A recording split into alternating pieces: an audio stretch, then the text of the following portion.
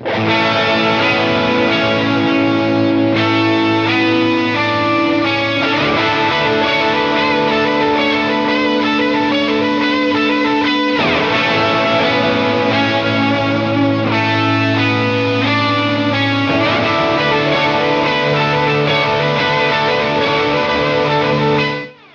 welcome to worstoftutorials.com. My name is Brian. I'm Bradford. And today we have a pair of 335 style guitars. One of them being... One of these is not like the other. One of them is an actual... There's only two things. Gibson 335. It is.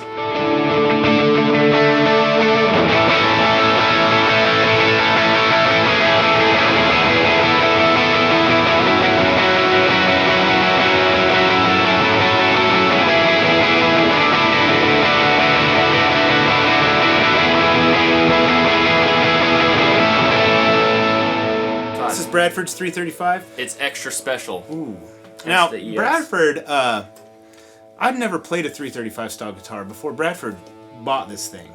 And Bradford has always wanted a 335. I have. Ever since I've known him. I still do. Which has been a while.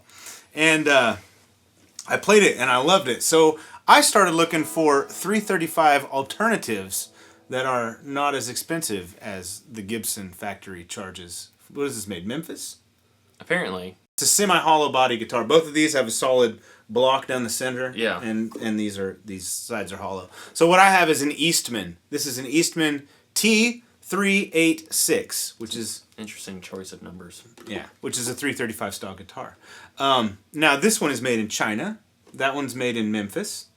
Both of them are thin line, semi-hollow style guitars With slight curvature. with a curved arched top.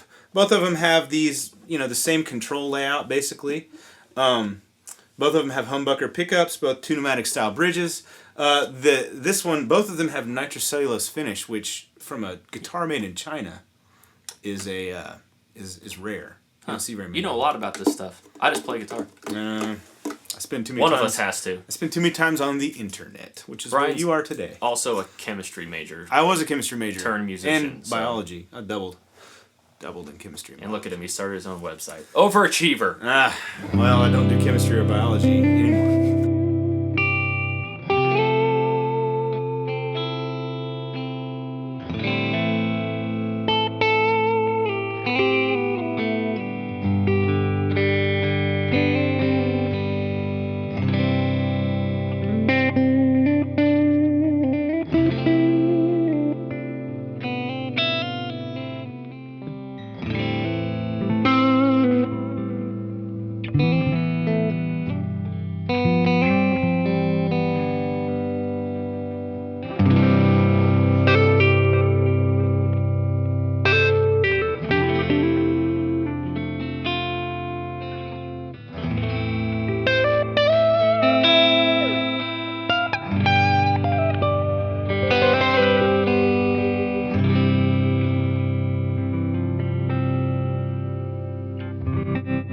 So, both of them have bound necks. I do. I believe the necks on these are, I don't know what this is. I don't know everything.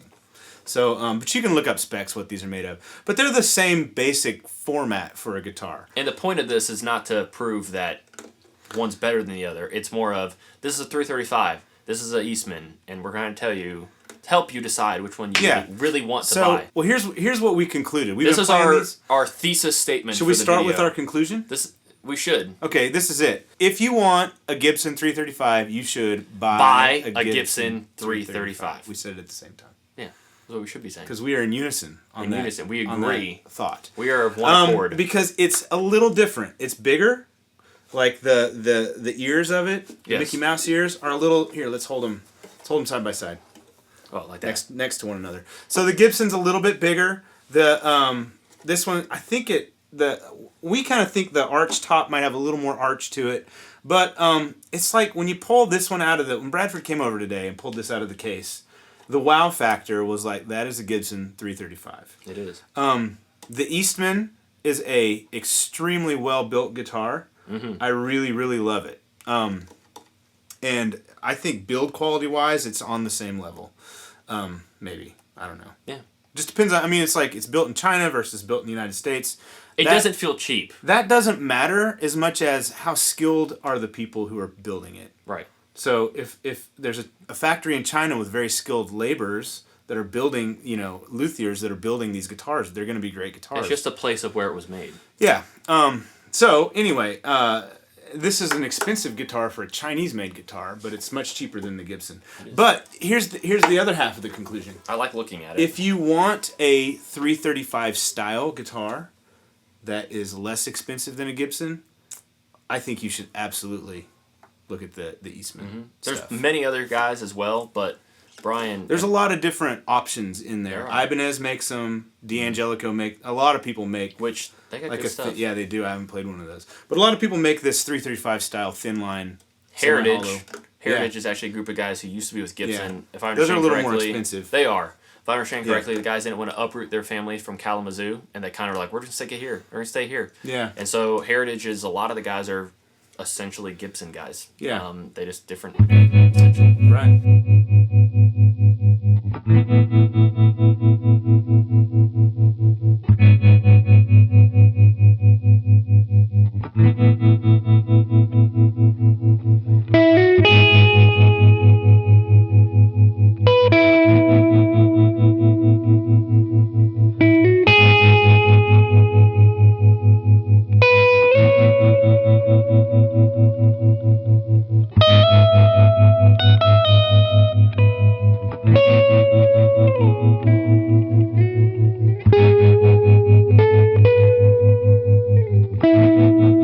So I bought this Eastman used, and you can get them used around $600 or so, maybe a little more. And it was stock when I got it.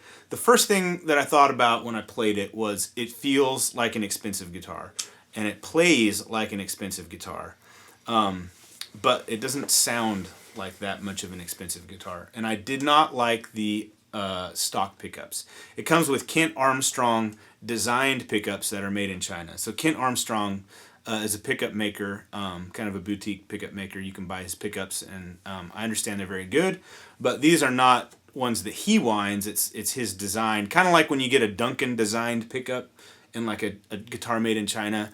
Seymour Duncan didn't make that pickup. They designed it, and then the factory in China made it. Same with these pickups. I didn't like them. One of the things, the same. Yeah, one of the things was when you went from the bridge to the neck, they sounded almost exactly the same to me. Which defeats the purpose. Which is kind of weird. Another thing was they were kind of bright and brittle, but a little. Well, they were dull, but they were not like warm. They were harsh. They were ice picky. Yeah, they were harsh, but they didn't have a lot of great character to them. That was my own experience. I've read a lot of people that said they really like those pickups. And that kind of stuff really depends on what amp you're using, what pedals you're using, and how you have it all set up. With my setup, I didn't like it, so I put a pair of Porter pickups in mine. Which I already had. This is the Porter Classic humbucker in the bridge, and the Porter Smooth humbucker in the neck. So we're going to compare these for you. We'll play them, we'll let you hear what they sound like, we'll talk about how we think they compare as far as the feel and the playability and everything. And yeah, so here we go. Well, let's talk about what we're playing through. So Bradford is playing through, Bradford brought his board today to Worship Tutorials HQ. I did. So you can see his collection of pedals here, which is quite nice. Those are running into this Agape Tribute 18-watt amp. I am playing through the Line 6 Helix using a Mesa Boogie Mark IV amp model, which is one of my favorite sounds in the Helix. Which is funny, because I don't think I would have jumped to a Mesa. Wouldn't have either, but I would have gone like, give me the Matchless. I know, well, the Matchless sounds very good. Matchless is good, but it's just funny. So this is Bradford's basic clean sound through the amp. Let's hear it.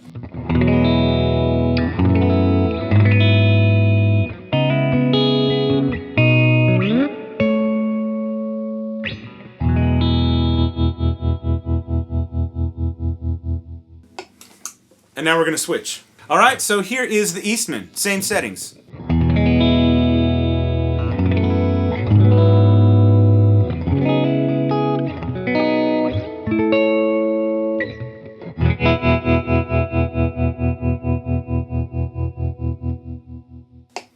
Okay, bridge pickup time.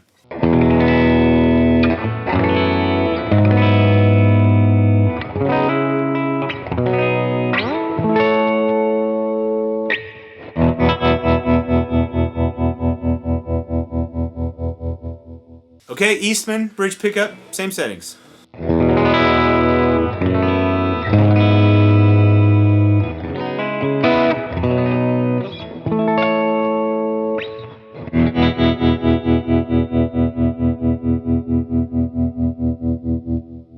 Okay, neck pickup on the Gibson. Let's hear it.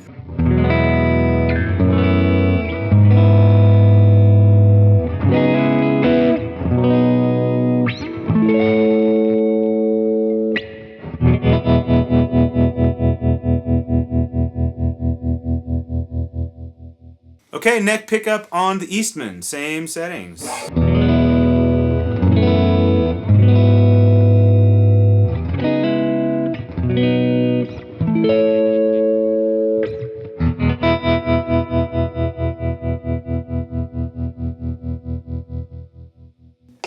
Okay, so let's talk about what we heard. I think it's pretty obvious what we heard. Well, okay, this is what I perceive. These guitars sound a little different. Do you know what pickups Gibson puts Those in are the this? Burstbuckers. There's The always Burstbuckers. different ones in the Okay, so the 335, Burstbucker pickups are a vintage style Gibson PAF style pickup, right? I have no idea. Pretty sure.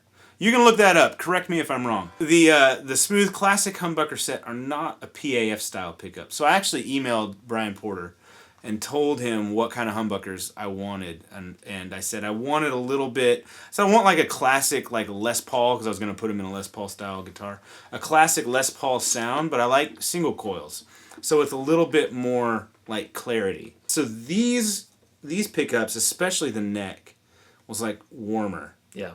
That neck had warmth with a little bit more, I don't know, clarity. A little bit more like a single coil kind of character. A little bit more thump brightness to them. Agree that's and these are like a thicker, warmer sound.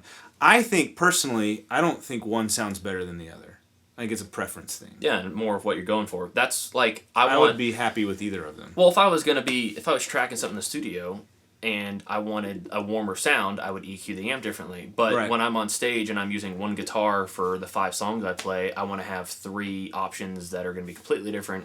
Exactly. So, I mean, that's how I do things. So these had a very, this bridge was like that really, I mean, it was that classic, iconic Gibson bridge pickup sound. Which I love. Those sound a lot, the neck and bridge sound a lot different, but a little bit different than these. So let's do some drive sounds.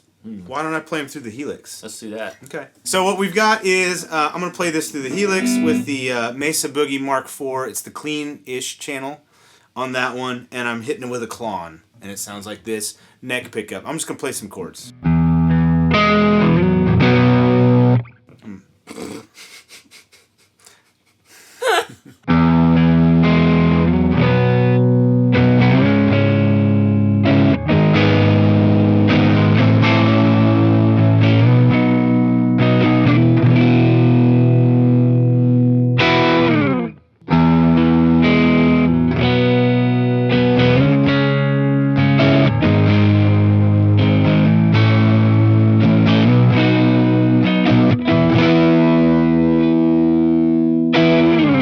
Okay, Gibson, middle pickup position.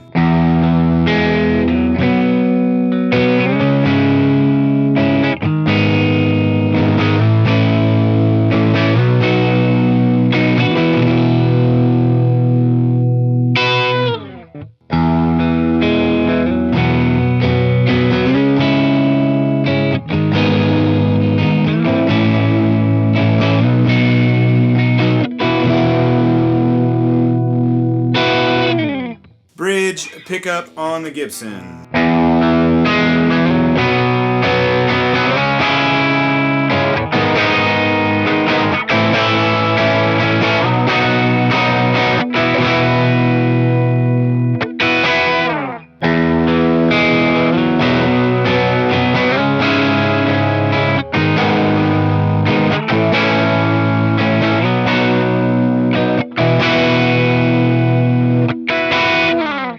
All right, so I'm going to play a little more lick on the bridge pickup on each of them. I stole this from Pete Thorne, so anyway, here we go.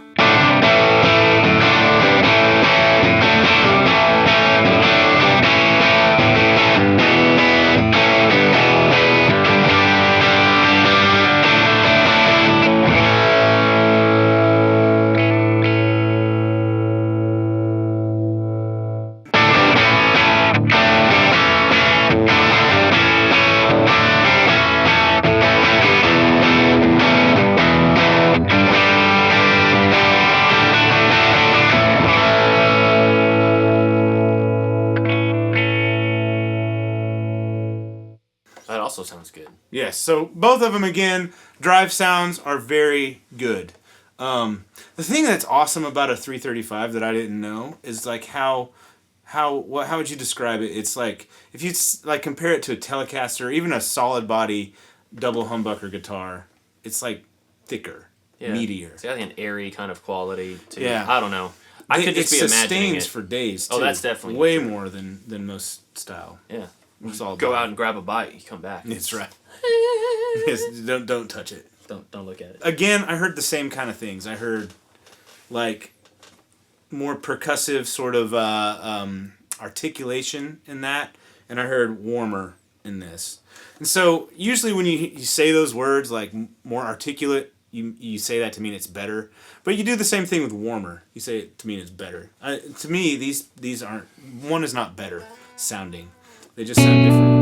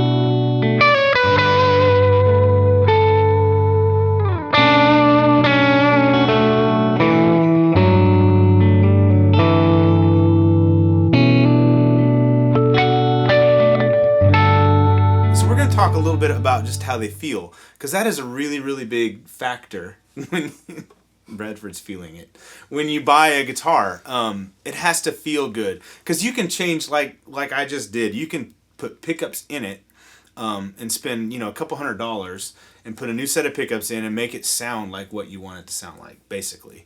So feel is kind of that X factor if you're not going to be able to play the guitar. That and how well it's made. So. Which one do you like better? We already talked about this. We both know our answers. Which one do you like better? I definitely like mine better. You do? Not. I mean, one's got to be better than the other.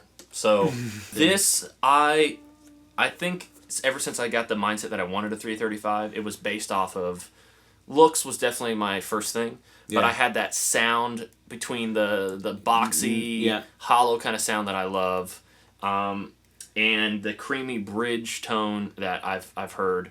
Yes, that's a good word. That creamy. That's the way I describe it. But also, like, I don't know why I came up with this idea of how it feels, but it's almost like I feel like the body resonates more than like a solid body guitar. It does, absolutely. It's and like so you can. It's a semi-acoustic. It's a completely different playing experience than when I play my Strat. It just feels like I can feel everything throughout it, and that just may be a hollow body. My thin line telly did not compare to this. Like.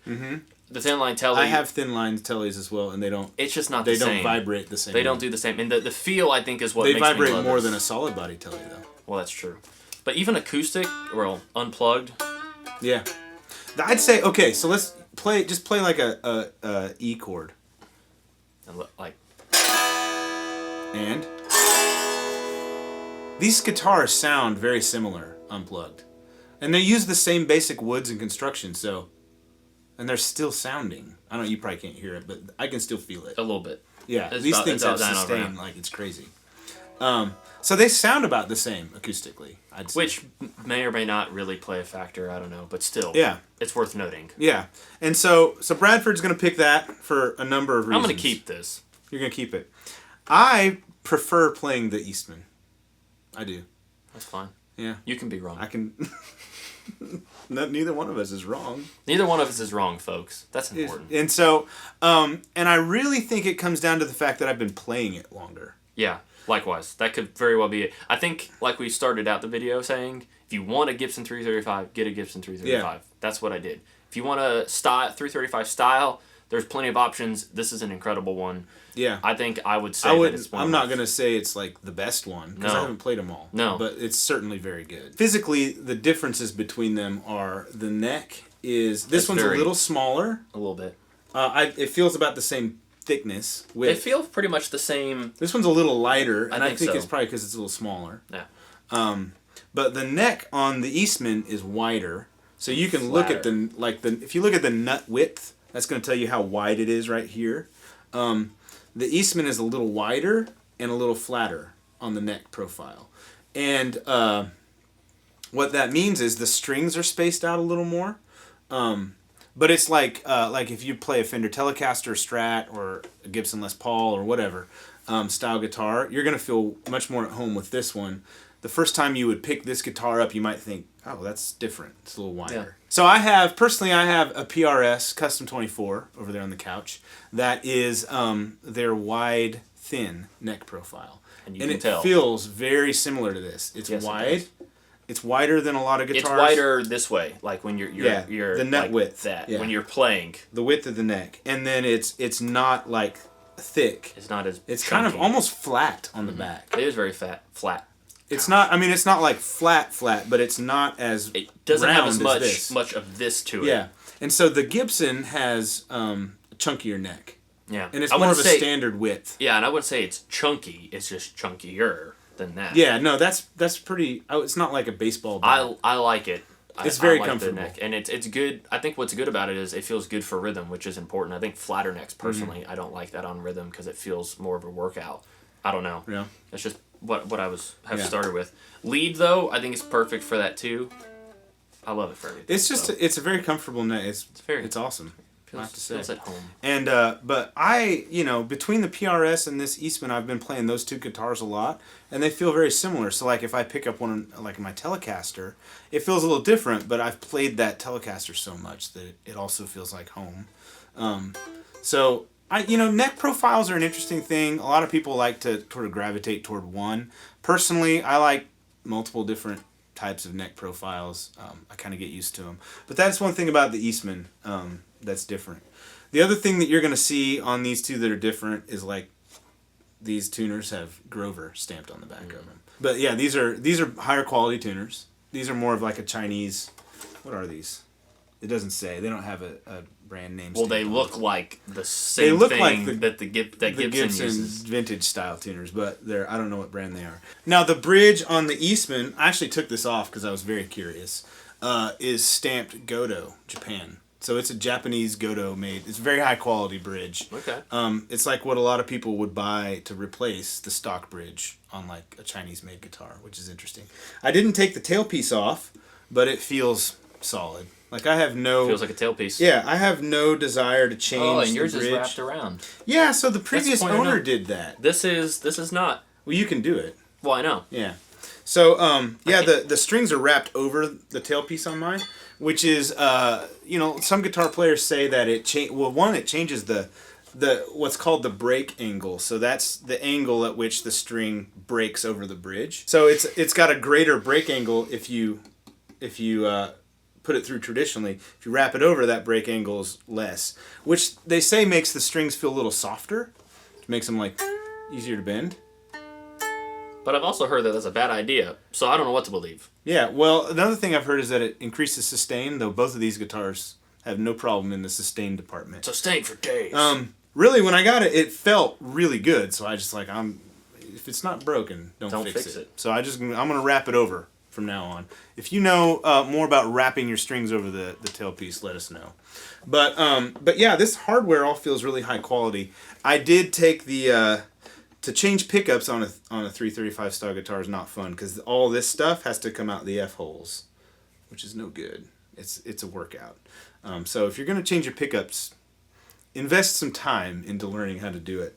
But when I took them out, these pots and stuff are made by Alpha, which is not a high end brand, but they don't sound bad. One thing I've noticed on this, if I roll the volume off, it loses a little top end, and so my guitars that I have that have higher end electronics don't. So Bradford's will have all Gibson USA stuff, which is high end, which is very nice. So you probably have CTS pots and Switchcraft and stuff in there. Yeah.